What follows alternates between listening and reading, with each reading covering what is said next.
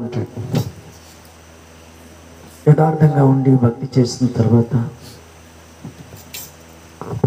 ఈ రీతిగా ఆనోకు ఏలియాలు మరి పరలోకానికి చర్చ పెట్టారు. అలాగే మారు మనసు పొంది రక్షించబడిన మనము ఈ తుది శ్వాస వరకు యథార్థంగా జీవించాలి. శరీర కార్యాలు దేవుని రాజ్యానికి వెళ్ళవు.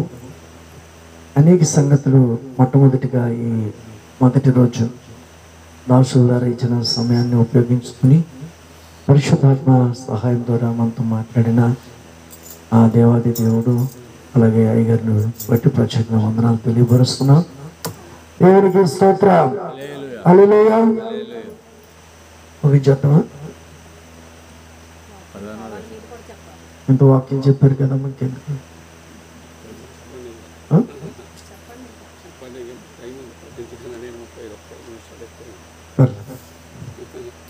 సరే, అయితే ఈరోజు కొంచెం ముందుకు వస్తే మీరు 7 గంటలు టైం వస్తే కొంత సమయం నేను రేపు ఉందంటే గ్రీటింగ్ ఇచ్చేసి విడిచిపెడతారు. సావుకులు వస్తారు కాబట్టి వారికి ఇచ్చేస్తాను అవకాశం.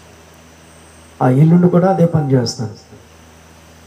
మీకు ఫుల్ ఫుడ్ కావాలి అనుకుంటే ఆదివారం మేము ఈ సంఘానికి వెళ్తున్నారు కాబట్టి వెళ్ళండి. కానీ సోమవారం నైట్ 7 గంటల నుంచి ఏకదాటిగా రాత్రి 2, 2:30, 3 గంటల దాకా చాలా విషయాలు మనం తెలుసుకోవచ్చు. ఓపిక బట్టి ఉండగలిగిన సమయం ఉండండి, మనకు ఇబ్బంది లేదు.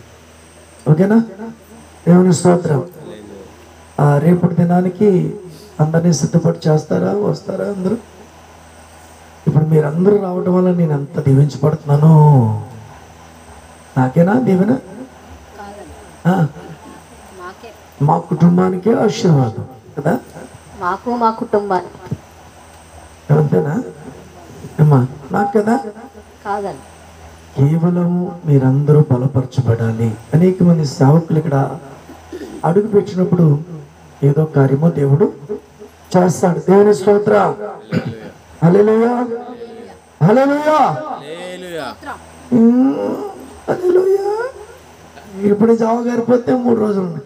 హల్లెలూయా. చేతులు ఎత్తండి. హల్లెలూయా.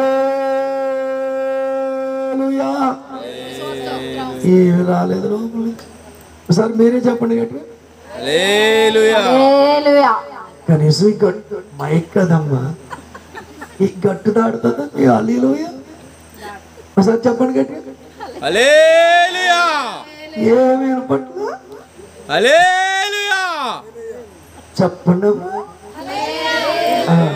మళ్ళీ మిమ్మల్ని ఇబ్బంది పెట్టలే కానీ సరే, కొద్ది సమయం కొన్ని విషయాలు మాట్లాడతాను.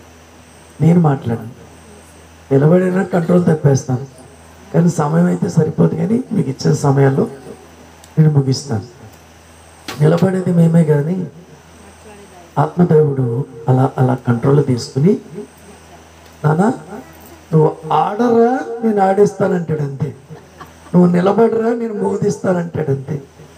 నువ్వు నిలబడితే చాలు నేను వడ్డిస్తాను అంటాడు అంతే. దేవుని స్తోత్రం.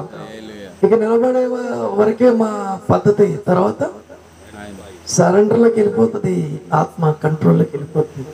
నిన్న మొట్టమొదటిగా నేను వచ్చాను ఇక్కడికి. వచ్చిన తర్వాత ఒక్కడనే ఉన్నా. ఏసయ్యా నేనే, ఎవరు లేరు. అయ్యా ఒక్కడనే ప్రార్థన చేయనా? నేను ఒక్కడనే ప్రార్థన చేయనా? ఎప్పుడు ఇలాంటి మీటింగ్లు పెట్టినప్పుడు 2, 3 ఉండి ప్రార్థన చేసేవాళ్ళు. ఒక్కడనే చేయనా అన్నాను. ఈ లోపల ఎవరు వచ్చారు? కుమారి సిస్టర్ గారు వచ్చారు. మూడోదిగా సుశీల సిస్టర్ గారు. తర్వాత సహోదరు పేరిటమ్మా సత్యనారాయణ గారు,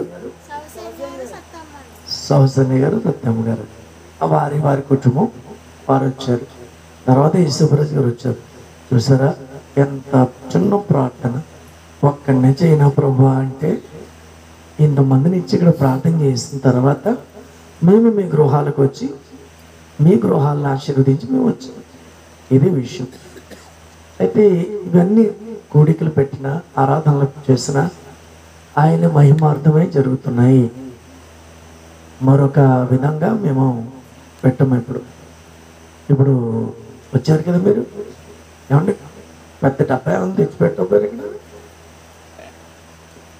మీ దగ్గర. మేము మొదటి రోజు కానుకలు పట్టాం, రెండో రోజు పట్టాం, మూడో రోజు ఆ రోజునే సిద్ధపడితే ఏ ఖర్చులు ఉంటాయి కదా వాటికే నాకు ఆయన చూసుకుంటాం అంతే కదా. 2 రోజులు మీకు ఉపవాసంలో పెట్టేస్తున్నాం ఇక్కడ, 3 రోజు భోజనాలు పెడతాం. భోజనాలకి కొంత సపోర్ట్ మీరు ఇవ్వాల్సి ఉంటుంది. ఆలోచన చేసుకుని ఆ రోజు మొత్తం నిండిపోతారు మొత్తం చూసారుగా.